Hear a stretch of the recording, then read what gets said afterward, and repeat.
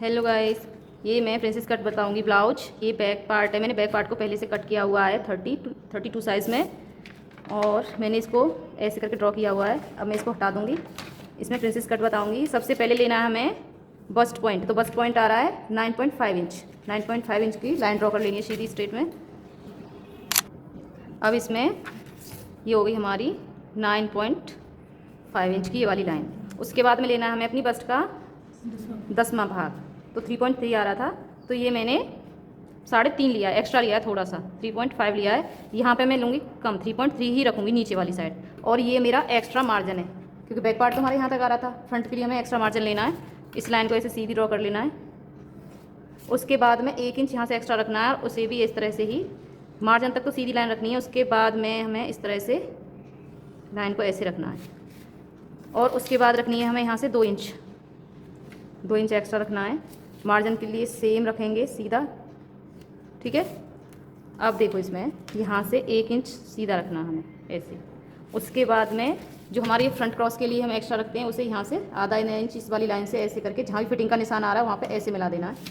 अब इसके बाद में हमें ये वाली लाइन देनी है, जो शोल्डर वाली लाइन होती है ना हमारी आर्म होल के लिए, वो लाइन देनी है ऐसे। और उसका आधा इंच से कम 2 सूत इतना ही बस एक्स्ट्रा हमें इसके लिए लेना है। ये हो गया। यहाँ से इसे राउंड कर दो अब, ठीक है। अब इसमें या तो आप कर्व इसके ले सकते हो, या जो पैडेड होते हैं ब्लाउज़ के वो भी रख सकते हो। और ये वाली लाइन बनाने के लिए हमें, क्योंकि वो हमें गाइडलाइन के लिए चाहिए, बिगनर्स को पता नहीं होता ना, तो मुझे तो पता है, तो मैंने तो ऐसे डायरेक्ट इसको ऐसे राउंड में ले लिया, ऐसे हल्का सा कर्व देते हुए। जो ये वाली लाइन है ना हमारी 2 इंच वाली, इसमें मिला देना है। तो ये 2 इंच वाली है यहाँ पे, ये मैंने 1 इंच एक्स्ट्रा लिया था। उसके बाद में लेनी है हमें कमर। जैसे कमर है तुम्हारी 27, ठीक है, 27 इंच कमर है, तो ये वाला पार्ट कितना है हमारा 2.5। तो इसे 2.5 से अलग रखना है हमें 6.75, 6.75, ठीक है। उसके बाद में रखना है हमें मार्जिन 1.5 इंच का। 1.5 ले लो, जो बैक पार्ट में हमने ले रखा है उतना ही मार्जिन यहाँ रखना है।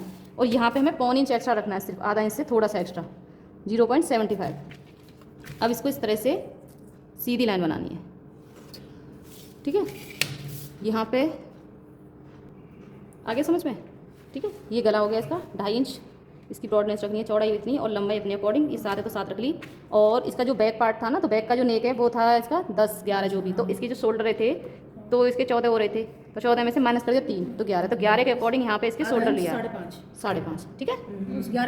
हाँ, 11 का आधा कर दिया, क्योंकि उसमें 14 का तो माइनस कर दिया, क्योंकि शोल्डर चौड़े हो जाते हैं। क्योंकि डीप नेक और छोटा गला है तो उसके अकॉर्डिंग हम लेते हैं। हाँ, अब इसको कटिंग करो। कटिंग करेंगे तो हम ये वाली लाइन से ऐसे कट करेंगे, ये वाला पार्ट हट जाएगा, ठीक है। जो यहाँ से कटिंग होगी, ये वाला कट करेंगे।